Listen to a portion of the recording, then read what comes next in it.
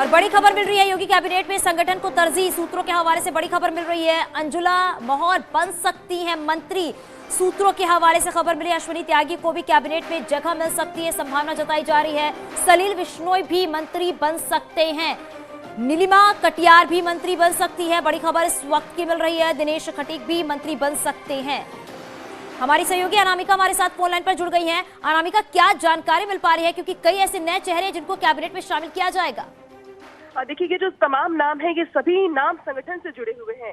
और इसमें से अगर बात की जाए नीलिमा कटियार की या दिनेश खटीक की या प्रजापति की, तो ये 3 नाम ऐसे हैं जो पहले भी सरकार में मंत्री थे, लेकिन कास्ट के लिहाज से माना जा रहा है कि एक बार फिर से इनको मंत्रिमंडल में स्थान दिया जाएगा।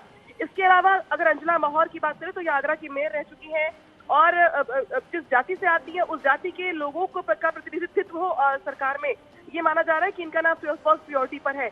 इसके अलावा सलील बिश्नोई से लेकर विजय बहादुर पाठक, जेपीएस राठौर और विजय सागर सोनकर, तमाम ऐसे पद हैं। आप देख पा रही होंगी कि जो संगठन से जुड़े हुए हैं, जिसमें दयाशंकर सिंह का भी नाम है। दयाशंकर सिंह भी संगठन से जुड़े हुए व्यक्ति थे, लेकिन उनको बलिया सदर से मौका दिया गया और अब वो विधायक चुने गए हैं। ठीक ऐसे ही कुछ नाम है जो संगठन से जुड़े हुए थे, उनको पार्टी ने मौका दिया, टिकट दिया, चुनाव लड़के, वो जीत भी गए हैं। तो माना यह जा रहा है कि जिस तरीके से इस बार के मंत्रिमंडल में 40 से 45 तक नाम ऐसे होंगे जो मुख्यमंत्री योगी आदित्यनाथ के साथ मंत्री पद की शपथ लेंगे, उसमें ये चेहरे संगठन से जुड़े हुए होंगे। हालांकि इनको देखना ये भी होगा कि ये किस किस क्षेत्र से आते हैं, क्योंकि जाति समीकरण के साथ साथ जो क्षेत्रीय समीकरण है ये भी काफी अहम हो जाता है। लेकिन सूत्र ये बता रहे हैं कि जिस तरीके से जब लिस्ट बनाई जा रही थी तो इस बात का आकलन किया गया था कि कुछ संगठन के चेहरों को भी सरकार में मौका दिया जाएगा।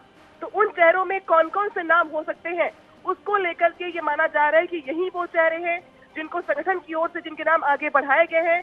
अंतिम मुहर लगने के लिए कहा जा रहा है कि लग चुकी है लगभग इनके नाम पर, और सूत्र ये बता रहे हैं कि इनमें से कई नाम ऐसे हैं जो मंत्रिमंडल में दिखाई देंगे आने वाले दिनों में शपथ ग्रहण के बाद।